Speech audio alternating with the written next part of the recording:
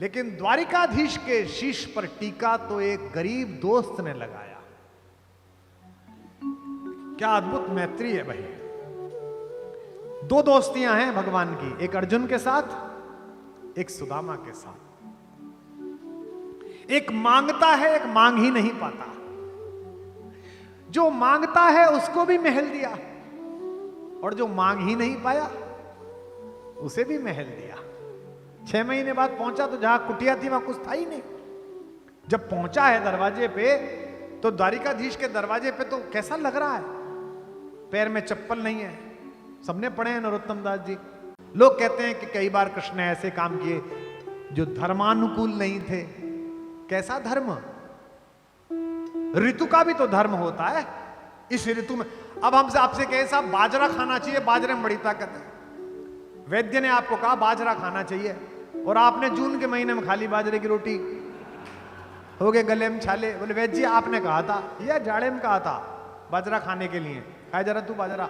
तो ऋतु के अनुकूल अगर शरीर के धर्म की व्याख्या है, तो धर्म की व्याख्या भी समय के अनुकूल है।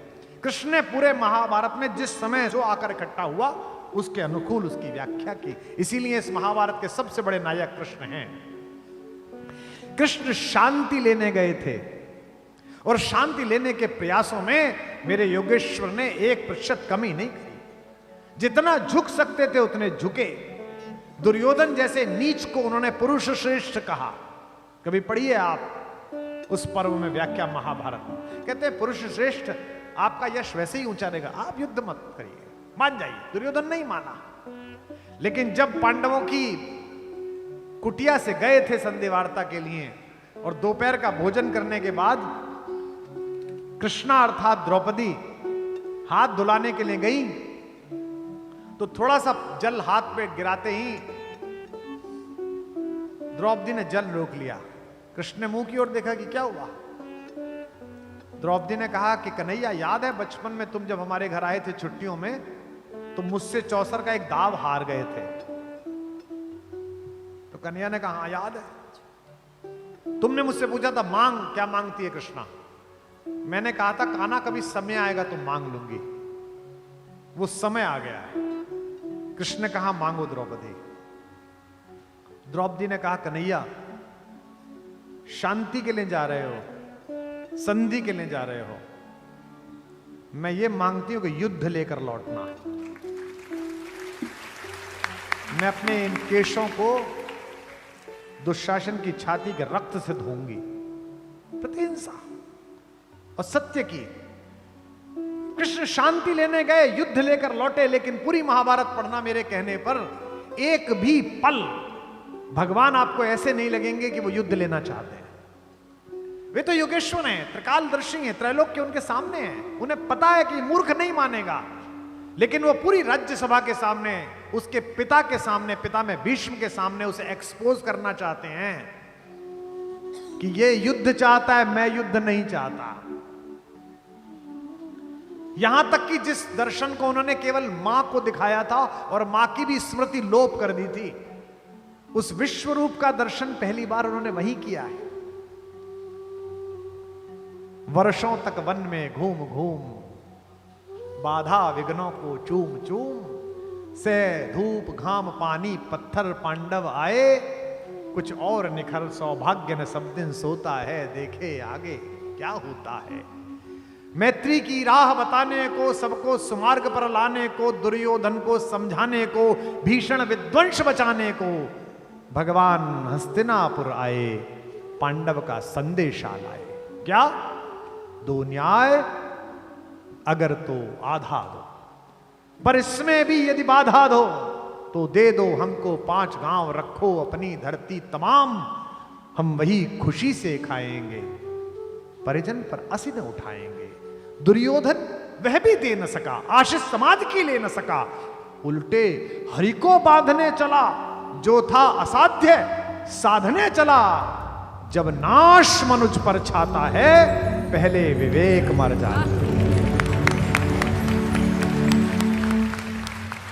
हरि ने भीषण हुंकार किया, अपना स्वरूप विस्तार किया, डगमग डगमग दिग्गज बोले, भगवान कुपित होकर बोले, जंजीर बढ़ाकर साध मुझे, हाँ हाँ दुर्योधन बांध मुझे। यह देख पवन मुझ में लय है, यह देख गगन मुझ में लय है, मुझ में विलीन संकार सकल, मुझ में लय है संकार सचल। अमृत फूलता है मुझ में, संहार झूलता है मुझ में। उदयाचल मेरा दीप्त भाल, भूमंडल वक्षस्थल विशाल, भुज परद बंध को घेरे हैं, मैं नाक मेरु पग मेरे हैं। दीप्ते जो ग्रह नक्षत्र निकर, सब हैं मेरे मुख के अंदर। द्रगहों तो दृश्य अकांड देख, मुझ में सारा ब्रह्मांड देख। चर अचर जीव छर अक्षर, नश्वर मनुष्य सुर जाति अमर। शतकोटि सूर्य शतकोटि चंद्र, शतकोटि शरद शतमंद मंद्र, शतकोटि विष्णु ब्रह्मा महेश, शतकोश विष्णु जलपति धनेश, शतकोटि रुद्र शतकोटि काल, शतकोटि दंडधर लोकपाल। जंजीर बढ़ाकर साध मुझे, हाँ हाँ दुर्योधन बांध मुझे।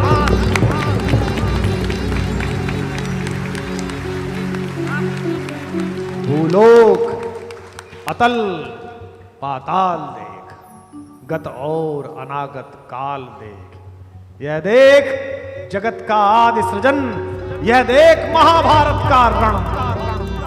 मृतकों से पटी हुई भू है, पहचान यहां किसमें तू है।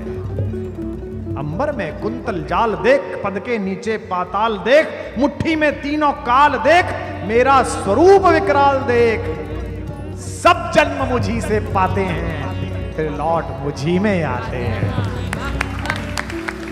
बांधने मुझे तो आया है, जंजीर बड़ी क्या लाया है।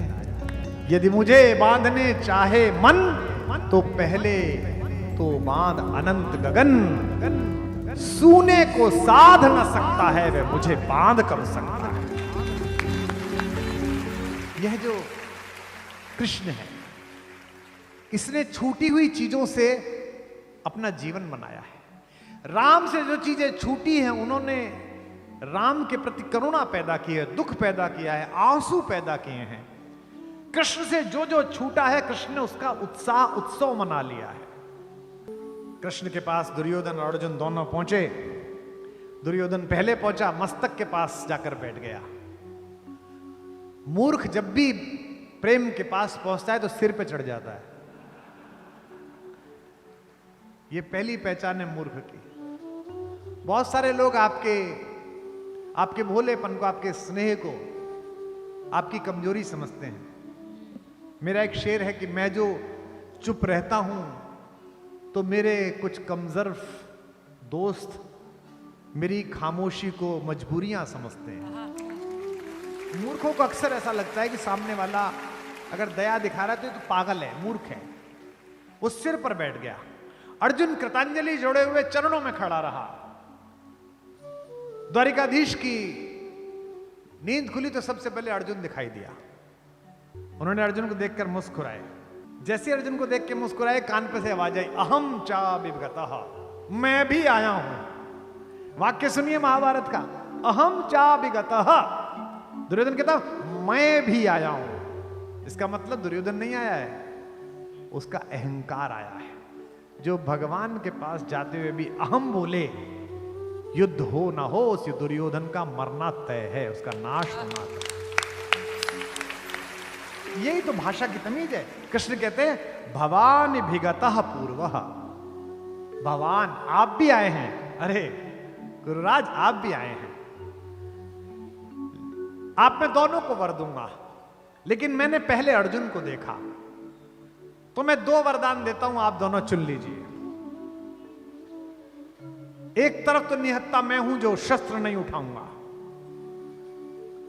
और एक तरफ मेरी 18 अक्षौणी सेना है। अर्जुन ने सेकंड के 100वें हिस्से में निर्णय लिया, वरया मास केशवः, हे केशव मैं आपका वर्ण करता हूं। एक पल की देरी नहीं लगाई सोचने में।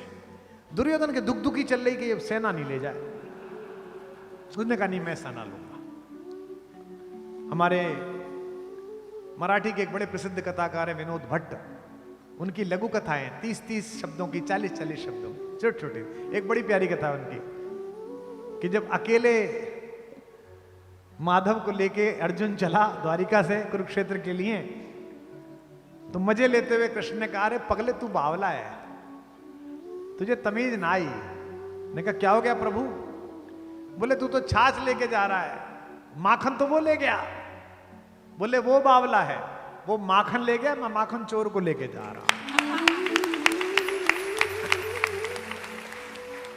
क्योंकि यतत कृष्ण ततो जय, जहां कृष्ण है वहीं विजय होगी, ये अर्जुन को पता है। दुर्योधन ने भोजन के लिए अनुरोध किया जब गए थे संधि पर। दुर्योधन ने कहा हम दोनों समान है, तो आप भोजन मेरे यहां क्यों नहीं कर रहे?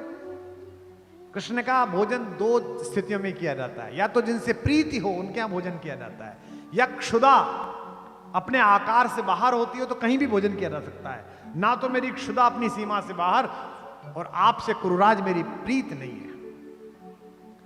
बर्बरीक का प्रसंग हो, अभिमन्यु का प्रसंग हो, अर्जुन के अहंकार का प्रसंग हो, दोनों तरफ वे ही लड़ रहे हैं। कृष्ण के माथे पर जो टीका यशोदा ने लगाया है ना, यशोदा शब्द का मतलब आपको पता है? संस्कृत शब्द है, संस्कृत में इसकी संधि करिए तो यशः दा, यश देने वाली माता, देवकी जन्म देने वाली माता, और जिस माता ने यश प्रदान किया वो यशः दा, यश देने वाली यशोदा। लेकिन द्वारिकाधीश के शीश पर टीका तो एक गरीब दोस्त ने लगाया।